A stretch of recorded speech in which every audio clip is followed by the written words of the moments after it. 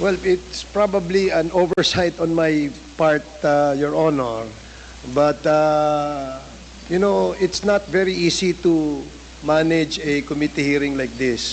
It's not very easy to manage hearing like this, kuno, ha? Siyempre, talagang kakabahan kayo sa mga desisyon nyo dyan. Kung i-cite in contempt nyo si Tatay Digong, akala nyo hindi kayo malilintikan ng taong bayan? Oh. Gustong-gusto na cite in contempt ni Paduano. Itong si Barbers talagang nagpupumigil lang kasi pag nagkamali ho siya dito mga kabalitaan, nako, lintik lang walang ganti dyan mga kabalitaan. Solo nila. Pagkatapos, tapos ng istorya.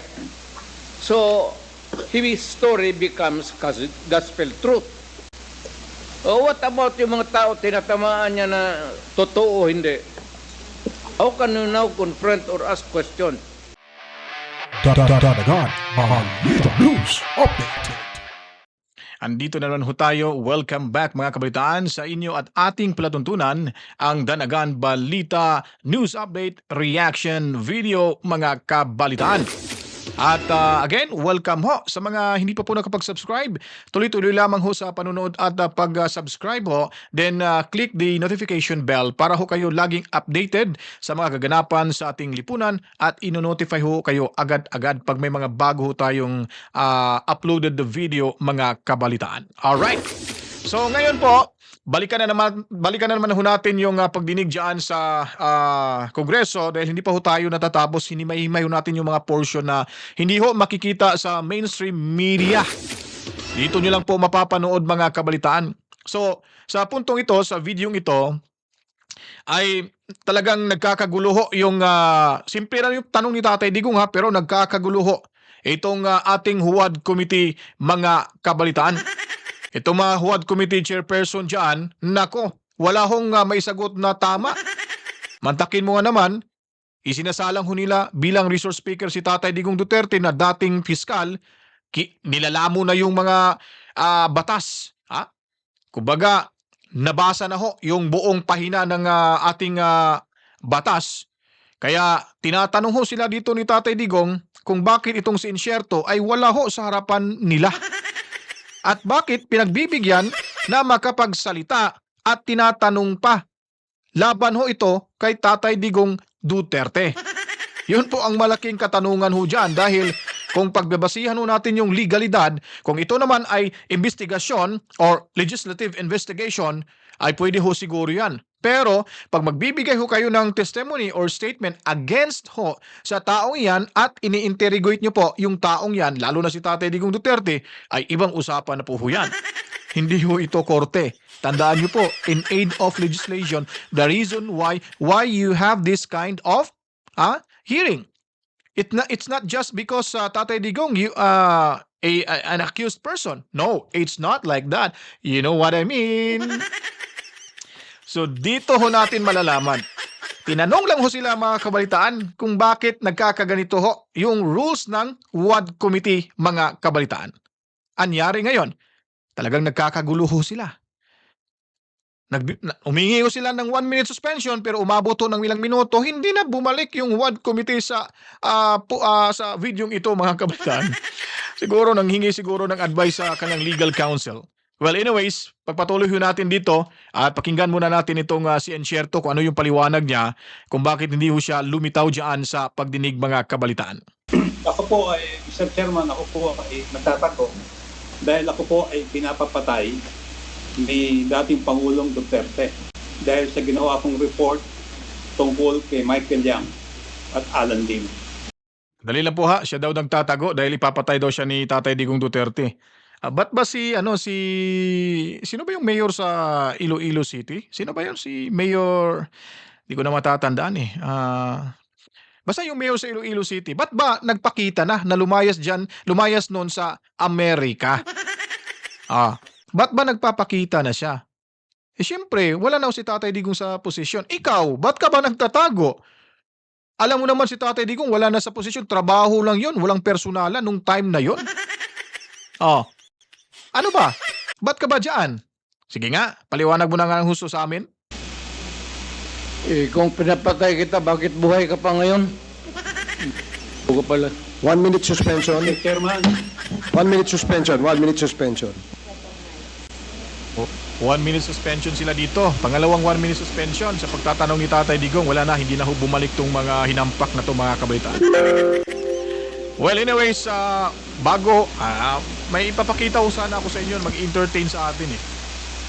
May entertainer tayo ngayon mga kabaitaan. Araw-arawin ho natin itong entertainer ho natin, bawat diskusyon natin. Sige nga, move nga tayo. Saglitan, balikan natin to. Ayun, ito pala. Pakita ko muna to sa inyo. Gabi yan. Ay, naku. Ang kilala nyo ba to? Babasahin ko nga.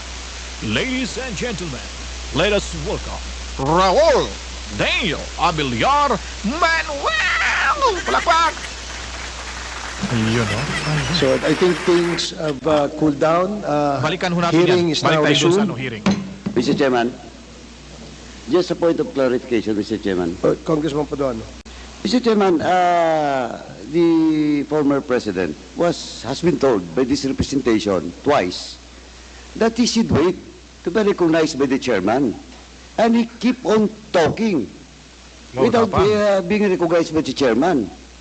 So what's the pleasure of this committee and the chairman in regards to that? Kasi parang gusto na i-cite in contempt tong si Duterte ni Paduano. Kaya siguro nag-iisip to na ipapakita ko na lang na nagalit ako sa kanya. Pero ang totoo niyan, hindi ko magawagawang i-cite in contempt si Tatay Digong. Palakpakan natin to. Galing naman ito ng idea. Oh. Okay, balik tayo. That Well, it's probably an oversight on my part, Your Honor. But, it's not very easy to manage a committee hearing like this. It's not very easy to manage hearing like this, ha? Siyempre, talagang kakabahan kayo sa mga desisyon nyo dyan. Kung i-cite in contempt nyo si Tatay Digong, akala nyo hindi kayo malilintikan ng taong bayan? Gustong-gusto na i-cite in contempt ni Paduano. Itong si Barbers talagang nagpupumigil lang kasi pag nagkamali ho siya dito mga kabalitaan, nako, lintik lang walang ganti dyan mga kabalitaan. Kaya patapang ko sila sa ibang resource speakers. Pero dito ho Tatay Digong, hindi ho sila makaka-move. Hindi sila makakagawa sa kailang magiging desisyon o plano kasi kailangan pag-iisipan nyo yan ng husto dyan. Pag nagkamali kayo, ako, hindi ko na lang sasabihin kung anong mangyayari. Tuloy tayo.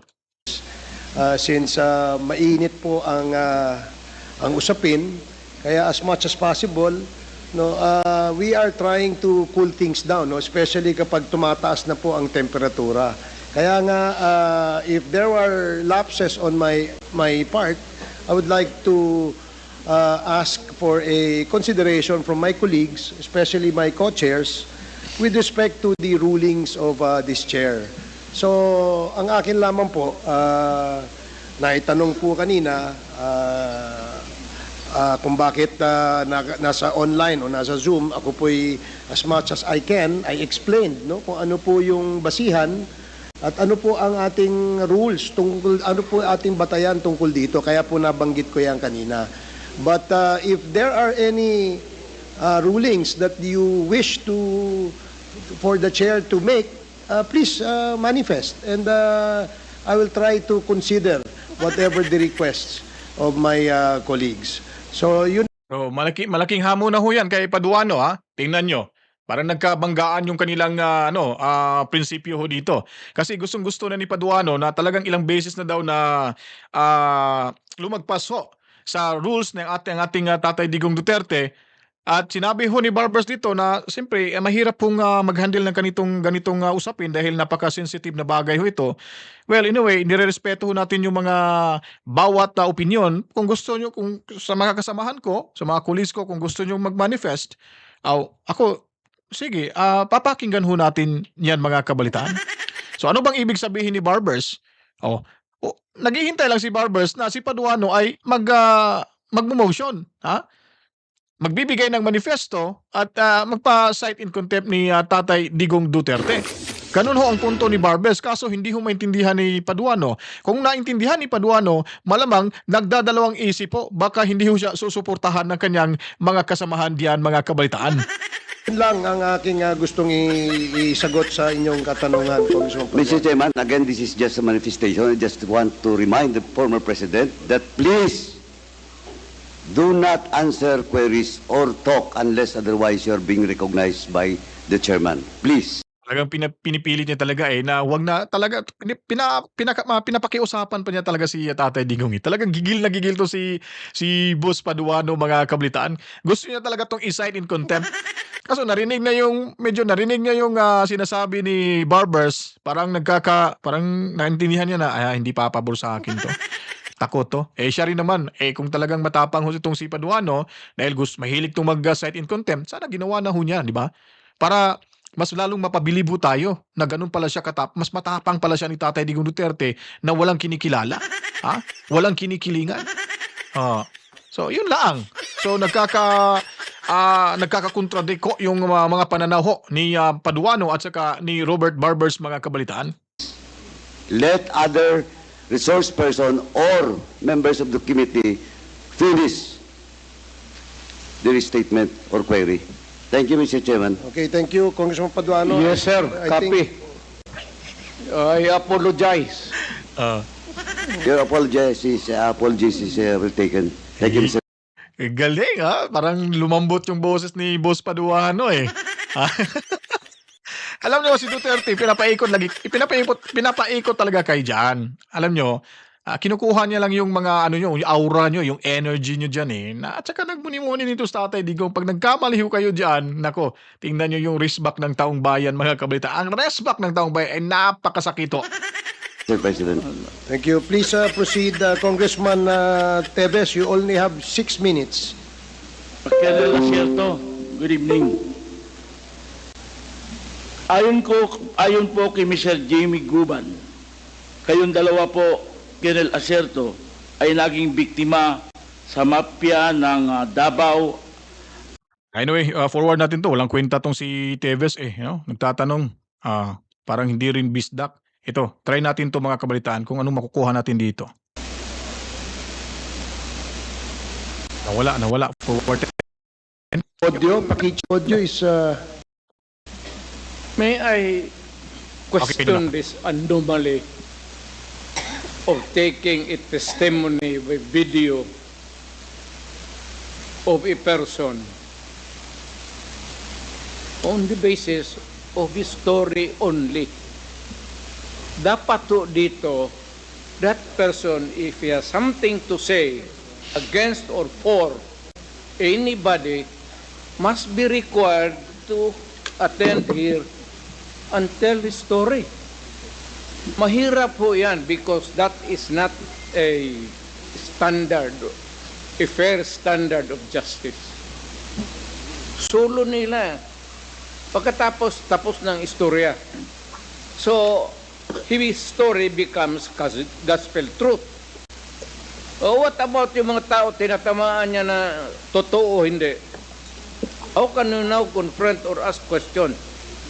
How can you now redeem your name, your honor, if hayaan mo ng ganon Mr. na Chair, testimony? They should po, be required to attend. Mr. President, kanina po piniliwanag ko po kung ano po ang ating batayan at ating basihan sa pagpayag po natin na magkaroon po kami ng mga resource persons via Zoom, no?